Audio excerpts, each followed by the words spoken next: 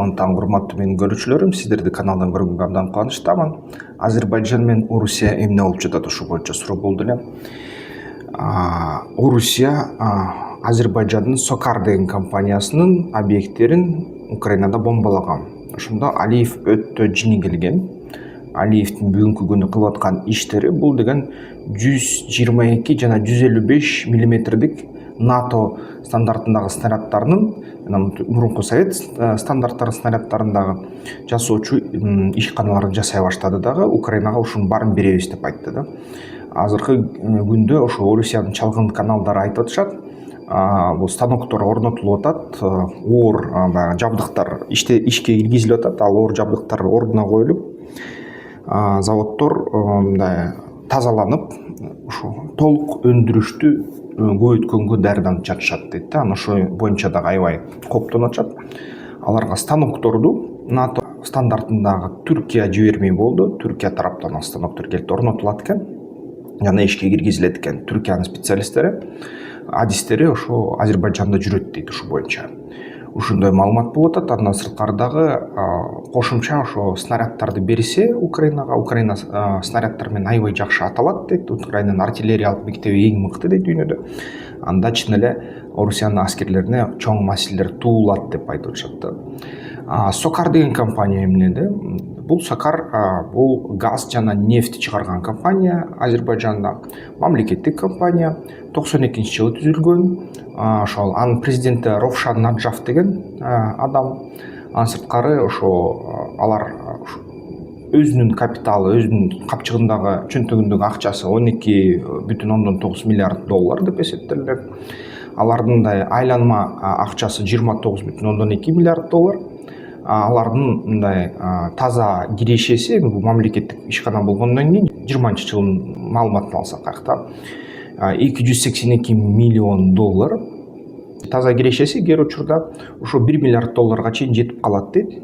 Жана ошо активтери, мүлктөрүнүн баасы 37,7 миллиард доллар экен да. Анын аяктан 50 миңден ашык киши иштейт, жана ошо бир нече дүйнө өлкөлөрүндө барып алар иштеп келишет. Алар ошо Украинага нефтти жиберип турушкан. Жана бүгүнкү күнү ошо эң кызыктуусу, мисалы үчүн Азербайжан каналдарын карасак, аякта аябай чоң талкууга алынган. Ошо биринчи чыңгыран айында 2022-жылы ошо ТРТ Глобалда чыгыптыр статья. Өзбекстанда Сокар аябай геологиялык чалгындоо жасап, чоң көлөмдөгү ошо нефть табышыптыр да, күйүүчү май табышыптыр, ошо мунай. Ал Өзбекстанда аябай катуу битум менен кармашкан мунайлар бар экен. Ошо компаниялар ага катышканда эң биринчи ачышкан, ошо алгачкы чалгындоо жасашкан бул Sanoat энергетика жана Гурухи деген Контики Exploration. Алар ошону Yangi Uzbekistan деп аташты. Жана Зеравшандан табышты. Аякта битум бар экен, оор нефть бар экен. Анан жыл сайын 1 миллион тонн чыгарса болот экен, ушундай табышты да. Эгерде 1,5 мисалы үчүн миң скважина жылына курса дейт, ошондо ушундай объемду чыгарса болот дейт. Жакынкы ошо 12 жылдын ичинде Өзбекстан өзү ошо 2,5 миллиард долларга киргизмей болду. Жана акырындап 15-чи ошо бугу айында 2021-жылы алар алгач ошо скважиналарды жасашты да ошол жерде. Жаңы жаңылык чыкты. Жаңы нефть державасы ошо Борбор Азияда пайда болуп жатат. Бул жерден эгерде Казакстан негизи нефть бар өлкөсү катары таанылса, эми Өзбекстан да ага атаандаштык кыла алат деп айтып жатышат да. Анын бүгүнкү күнү ошо Сокар компаниясы Өзбекстандын мамлекети менен кошо ошол 2 миллиард доллар киргизе баштады. Усть-Суртск деген ошол нефть чыга турган жерлерди карай башташты. Сокар бул анын аталышын айтсак, бул State Oil Company of Azerbaijan Republic, Сокар деп. Бул эриялык бренд, ошо батыш менен иштейт, бүт баягы Shell, Enron мурунку ошо компаниялар менен иштеп келген. Азыркы ошо BP, British Petroleum жана башка ошо стандарт ойлдор менен иштешет. жана эң жогорку нефть иштетүүчү технология колунда бар да.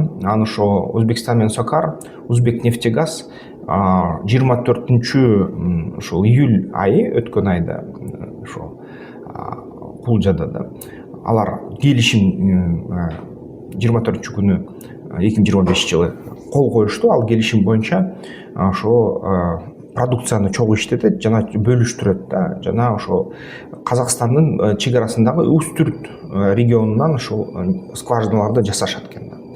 Скважинаны жасап туруп, анан негизи чогуу баарын эсептегенде ошо Үстүрттүн үстүндөгү гендердин чоңдугу бул 200 000 квадрат километр дейт.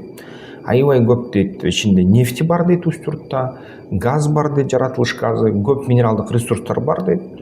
Анан Казакстанда бүгүнкү күнү ошол тарапта дагы ошол иштетүүлөр болгон гендердин, мунай гендердин, ал мунай кендери кичине азайган дейт. Эми Өзбекстан ошол өз тарабынан иштете баштайт дейт. Жана Үстүрттөн эгерде караса, Советтер Союзунан бери карашкан, бирок жакшы табышкан эмес эчтеке. Азыр болсо баягы жаңы чалгындоо жасаганда таап башташты да кээ нерселерди. Эми Сокар менен эгерде ошо Өзбек нефтегаз иштеп башташса, анда булар деген Үстүрттан дейт, булар божомолдоп айтып атат, биз деген 100 миллион тонн нефти таап алабыз дейт, жана 35 миллиард кубометр газ таап алабыз дейт. Эгерде ушунун баарын иштетип баштасак дейт, 5 миллион тонн нефтини Үстүрт менен кошо ошо баягы Заравшан, Үстүрт экөө тең ушундай көлөмдү бере алат дейт. 5 миллион тонн мунай 2,5 жолу мындай бүт Өзбекстан азыркы импортун ашат. Бүгүнкү күнү Өзбекстан импорт кылат. Өзбекстан бүгүнкү күнү бүт мунайын кескин бөлүгүн Орусия менен Казакстандан алат да. Казакстан бүгүнкү күнү ошо биринчи орунда Өзбекстанда нефть импорттогондо. Албетте бул 25 жылдын ичинде Өзбекстандын ички нефтке болгон муктаждыгын жабат толугу менен. Бизге да ал нефтиден бир аз түшөт окшойт. Бирок бул иштер албетте 5-6 жылдын ичинде гана болот. Азыр тез эле болуп калбайт. Ошо чыгыш Үстүрттө дейт, бул 970 миллион тонна нефть эквиваленттеги ошо атайын мунай запастарын таптык дейт да. Ошо карап атабыз, көрүп атабыз дейт. Ошондо бул запастар менен Өзбекстан 45-орунда алып калат дүйнө жүзүндө ошондой кара алтынды чөнтөгүнө салгандардан. 2,5 миллион тонн чыгарышса, же болбосо мындай айтканда да, анда жалпы көлөмү 3,5 миллион тонн болсо, бул деген Кыргызстандын да, мисалы ошол нефтти иштетсе, ошол битум нефттеринен, анда Кыргызстанга да жетчүдөй болуп жатат да. Биздин өлкөгө ошо Өзбекстан нефтти сатып баштайт да. Ушундай нерсе болушу ыктымал, ага 5-6 жылдын ичинде барат го дейм. Ошондо казак туугандар кичине коптонуп атышат, бизге кичине монополиябыз бузулат. Өзбекстанга сатып аткан нефти азыраак сатылып калат, арзаныраак сатылып калат деген ойдо да.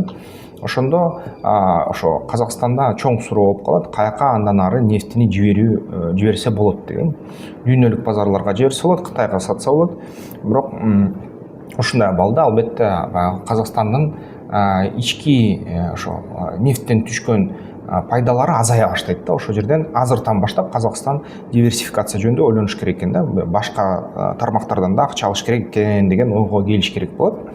Кантсе да туугандар бизге ошо органикалык табак аштарды өндүрүү, кийим кечек тигүү жана башка ушундай нерселерди аябай көбөйтүш керек. Анткени кошуналар азыр Өзбекстан аябай байып кетсе, албетте соодабыз күчөйт.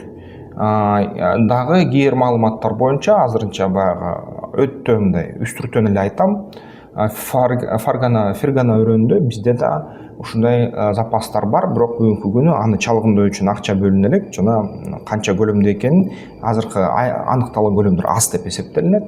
Ошон үчүн азырынча кыйын да айтыш, ошо биз өзүбүзгө ошол менен камсыздай алабызбы деп. Электромобиль же гибридтер менен азырынча ошо оокатыбызды жасайт окшойбуз.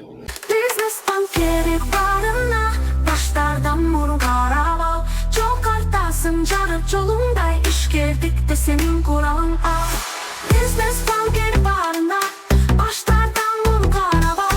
Жол картасын жар жолундай ишкердик де сенин куралың ал.